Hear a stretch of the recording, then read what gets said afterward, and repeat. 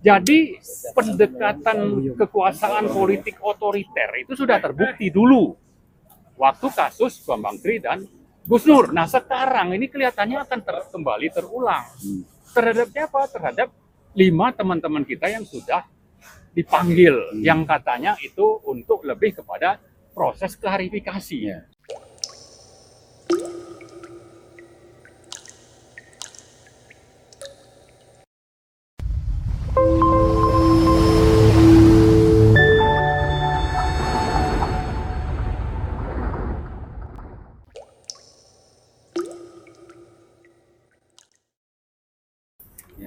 Assalamualaikum warahmatullahi wabarakatuh. Waalaikumsalam. Saudara, kita ketahui bahwa beberapa hari ini kita masyarakat mendampingi para pejuang ya untuk menjelaskan tentang ijazah palsu. Kita di Reskrim Polda dan masyarakat tentu mempertanyakan pemanggilan para teman-teman ini, Bapak Roy Suryo dan kawan-kawan, ini dalam rangka pendekatan politik atau pendekatan kekuasaan.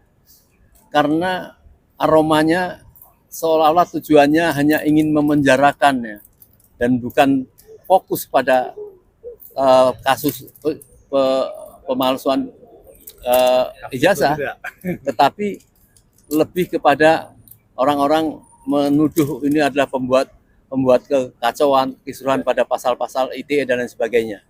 Mungkin di sini sama bersama dengan beberapa tokoh UI, ya, UI Watch dan Bapak Marwan, kami mohon tanggapan awal. Ini menangkapnya seperti apa pemeriksaan ini? Diperuntukkan untuk apa? Gitu. Ya, makasih Om Lim. Assalamualaikum warahmatullahi wabarakatuh. Waalaikumsalam. Ya, jadi kalau kita bicara aspek-aspek kehidupan berbangsa dan bernegara, maka kita bisa paham tentang ada aspek hukum, aspek politik, aspek sosial, dan sebagainya. Nah, terkait dengan masalah ijazah ini, sebetulnya berangkat dari proses misalnya waktu Joko Widodo itu mendaftar sebagai wali kota di Solo. Nah, di sana dalam peraturan yang berlaku, undang-undang yang berlaku itu harus menyerahkan kualifikasi pendidikan misalnya. CV lah begitu kasarnya. Nah, ini sifatnya administratif, tapi juga ada aspek politik, yaitu bahwa ini akan ada proses demokrasi pemilihan. Nah, ternyata dalam perjalanannya itu ditemukan waktu daftar jadi wali kota itu ijazahnya Dr. Andes. Ya. Di DKI untuk jadi gubernur mungkin masih Dr. Andes atau sudah insinyur. Tapi yang jelas waktu Pilpres 2014 dan 2019 itu jadi insinyur. Nah, ini kan data-data ini diserahkan secara resmi ke KPUD dan KPU. Jadi wajar kalau masyarakat itu bertanya, sebetulnya ini ijazahnya Dr. Andes atau insinyur. Itu satu. Yang kedua, wajar juga kalau bertanya, mana ini kopinya misalnya. Kok di KPUD dan KPU itu jadi hilang ini data. Gitu. Nah, karena ini negara demokrasi, wajar saja bagi rakyat kalau memang Anda benar-benar ijazahnya tidak palsu, ya kan? Tunjukkan mana, jangan malah hilang. Nah, hilang ini jangan-jangan ada komplotan di KPUD dan KPU menghilangkan sengaja gitu. Tapi apapun itu, seandainya rakyat menuntut secara hukum, ya lewat proses di pengadilan, datang ke polisi, nanya, lalu pengadilannya benar, dilakukan secara terbuka, apakah itu di PN yang di Solo atau yang di Jakarta, maka akan bisa terungkap sebetulnya memang ini asli gitu. Tapi kalau prosesnya sendiri tidak pernah dilakukan, yang ada adalah orang yang mempertanyakan itu justru ditangkap. Maka pendekatannya bukan pendekatan hukum lagi. Yang adalah pendekatan kekuasaan. Mentang-mentang berkuasa, jadi presiden misalnya waktu itu, maka bisa mengintervensi yang namanya pengadilan. Hakim-hakim itu bukan memproses, membuktikan di pengadilan ya bahwa ini memang asli. Tidak ada proses itu. Yang ada adalah 2 orang itu ditangkap baru dihukum 6 tahun. Siapa itu? Gus Nur dengan Bambang Tri yang mempertanyakan itu. Nah, jadi pendekatan kekuasaan politik otoriter itu sudah terbukti dulu waktu kasus Bambang Tri dan Gus Nur. Nah, sekarang ini kelihatannya akan kembali terulang. Terhadap siapa? Terhadap 5 teman-teman kita yang sudah dipanggil, yang katanya itu untuk lebih kepada proses klarifikasi. Nah, klarifikasi kasus apa? Ini juga tidak jelas. Hanya disebutkan kejadian tanggal 26 Maret. Kasus apa? Artinya bahwa polisi ini terkesan sekedar menjalankan perintah. Perintah siapa ya? Dicurigai dari Joko Widodo, and gang misalnya.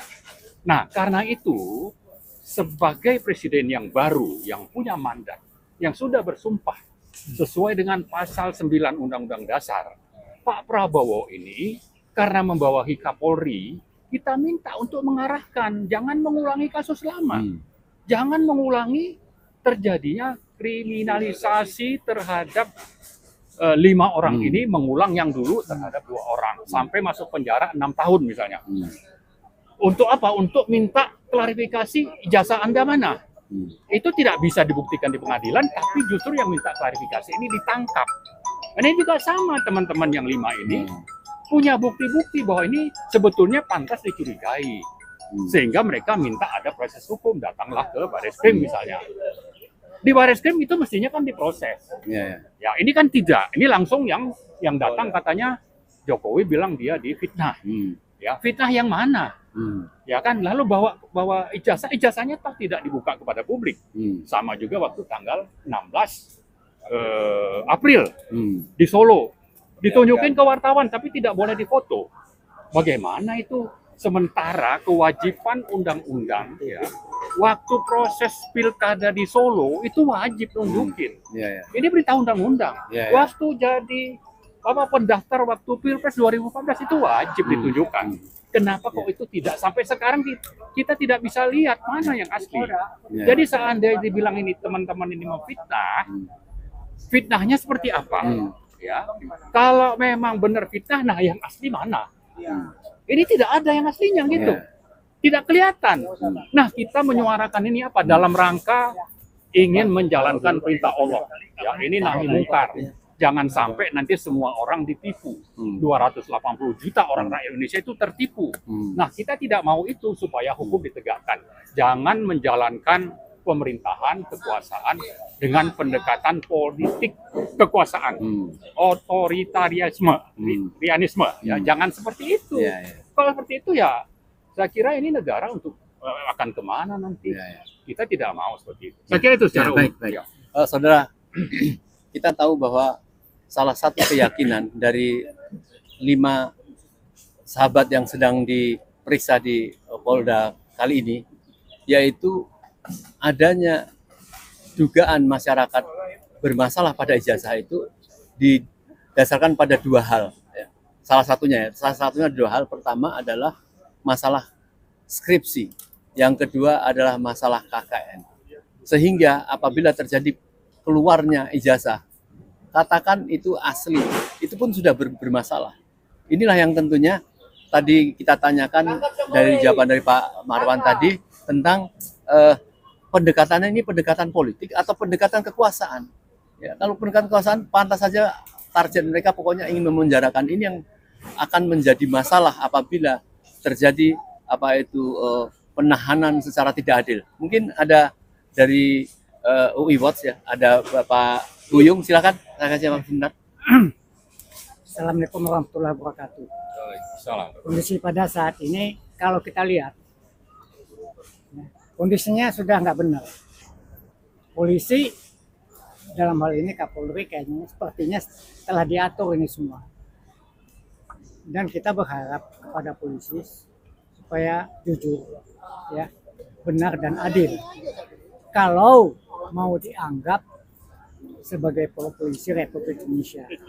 Dan kita berharap pada Prabowo sebagai seorang presiden yang punya mandat dari rakyat, yang telah bersumpah demi rakyat, demi negara ini supaya bertindak tegas. Jangan sampai hanya menjadi presiden omong-omong saja. Harus tegas bahwa saya adalah pimpinan di Republik ini, dan saya percaya, kami percaya, Prabowo dapat berbuat dengan tidak melibatkan Jokowi lagi sebagai mantan presiden. Jangan sampai ada image Prabowo cuma mau jadi presiden omong-omong. Ya. Saya kira Ya, demikian. baik, Pak Buyung. Mungkin mau menambahkan?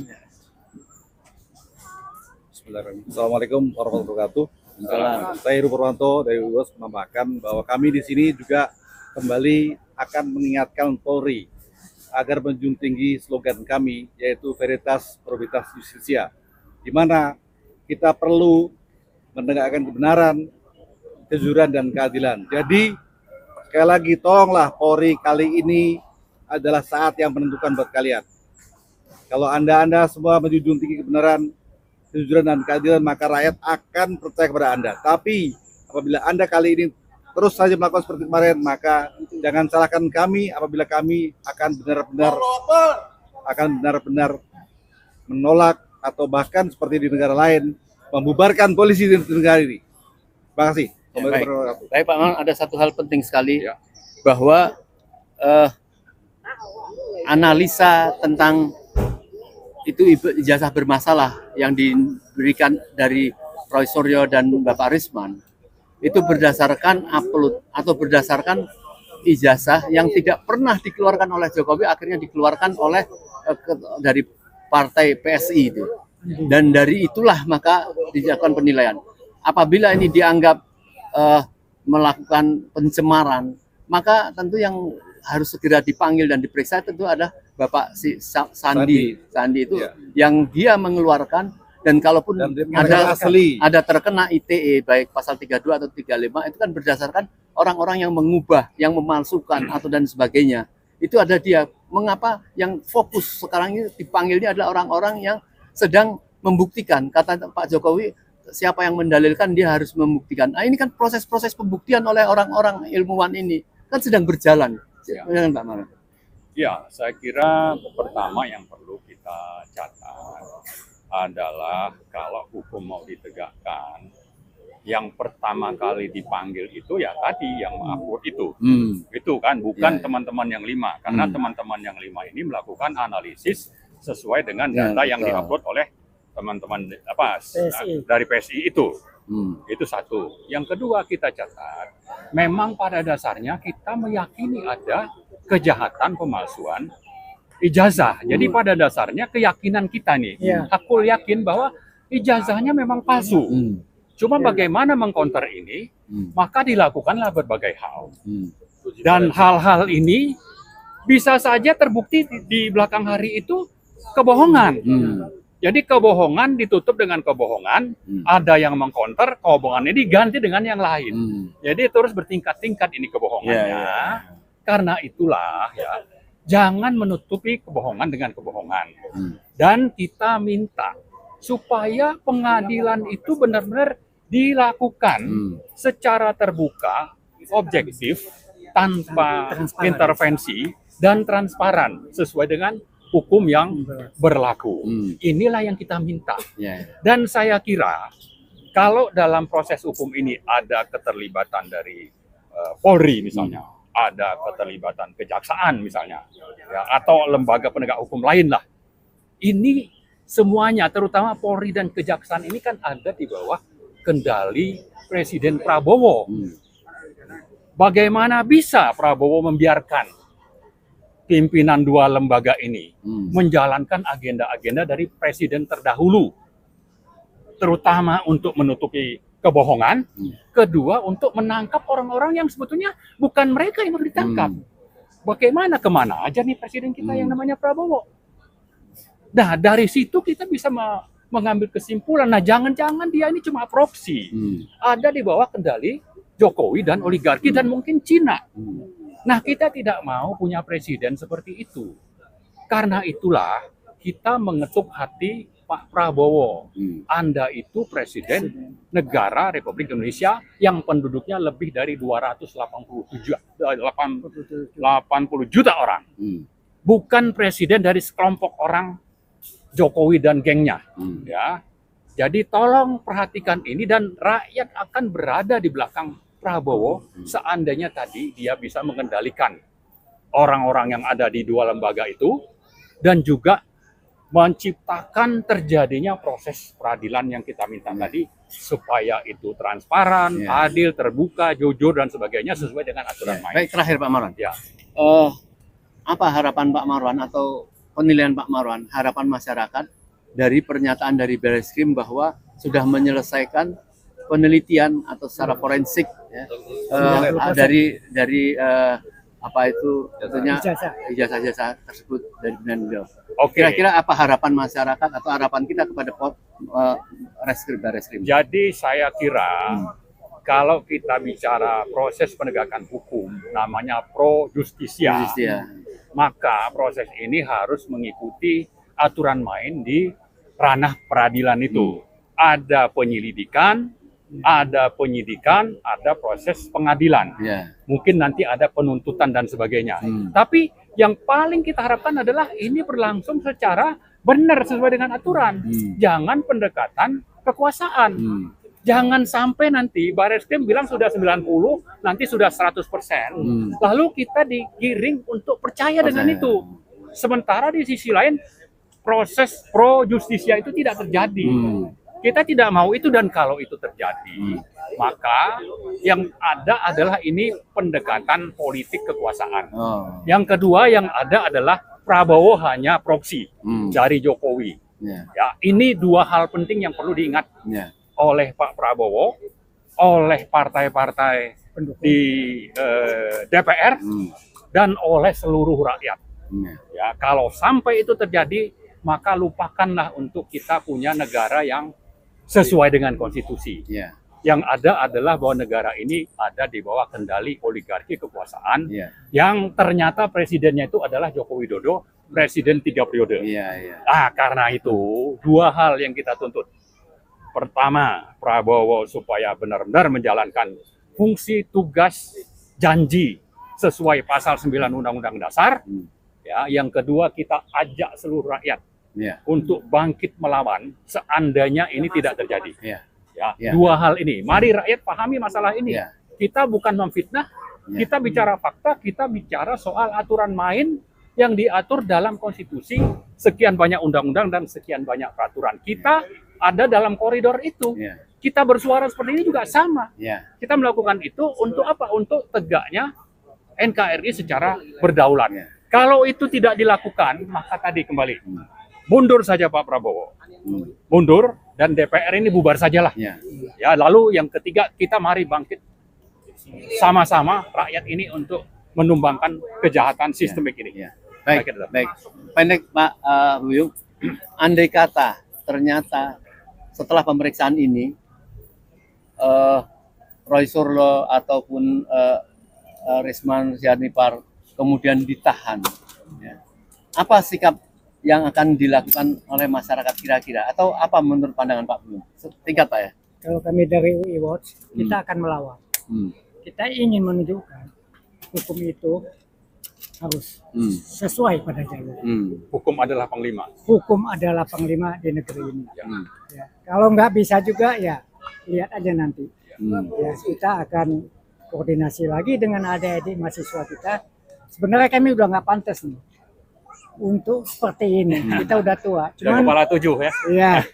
Cuman demi generasi yang akan datang, demi kedaulatan bangsa, demi pribumi yang harus merasa dirinya adalah pemilik dari republik ini, kita harus lakukan apa yang bisa kita lakukan. Baik. Oke. Baik. Jadi pemirsa, dari Pak Marwan dan dari UI Watch, Pak Buyung mengatakan bahwa mencurigai bahwa pemanggilan ini pendekatannya adalah pendekatan kekuasaan. Artinya bisa menjadi pendekatan ada semacam justru kemarahan yang bahkan sudah didahului akan dijerat juga dengan pasal ITE 3235. Padahal yang melakukan terjadinya itu, kalau dituduhkan itu adalah yang mengupload dari ijazah yang karena akibat dari Jokowi tidak pernah mau menunjukkan, mengklarifikasikan, membiarkan ini berpanjang-panjang. Oleh karenanya masyarakat harus berani membela keadilan, memberi tadi disinggung bahwa Pak Prabowo sebenarnya bisa dia melakukan suatu tindakan-tindakan apabila terjadi ketidakadilan di tengah masyarakat. Baik, terakhir mungkin Anda menambahkan sedikit. Jadi sekali lagi kita ingatkan ya bahwa kita ini negara hukum. Selama ini kita selalu berkuar-kuar ini negara hukum, tapi rakyat tidak bodoh. Kita bisa melihat seperti apa hukum ditegakkan dan seperti apa hukum dipermainkan. Jadi sekali lagi saat ini ya sedang di Polda kita ya, kita ajak teman-teman polisi Polri untuk sadar. Inilah saatnya saat menentukan buat kita semua. Apakah Anda mau, kalau main bola ini final sekarang, ya final ini hari ini benar-benar. Kalau Anda nanti benar-benar mengecewakan hasilnya dan membuat keputusan yang salah dan asal-asalan, maka jangan salahkan apabila rakyat nanti akan melawan. Itu aja. Ya, baik. Sebelum kami akhiri, kami sampaikan ulang bahwa para narasumber ini tetap mengatakan apabila 5 orang ini yang diperiksa dan ditahan itu terjadi ketidakadilan, karena sebelum pemanggilan orang yang mengupload pertama yang terjadinya penilaian ijazah itu adalah Sandi dari PSI ya, yang dia tentu mengeluarkan keonaran pertama. Apabila itu tidak dilakukan pengadilan atau pemanggilan, maka pasti rakyat akan melakukan satu perlawanan. Ini terjadi ketidakadilan dan ini yang namanya pendekatan kekuasaan ya, yang hanya menjaga kepentingan Jokowi yang mengatakan ini menyakitkan hati. Kita tidak memisahkan antara Jokowi dengan dia sebagai seorang presiden. Seorang presiden memang harus bertanggung jawab terhadap apa yang terjadi ini.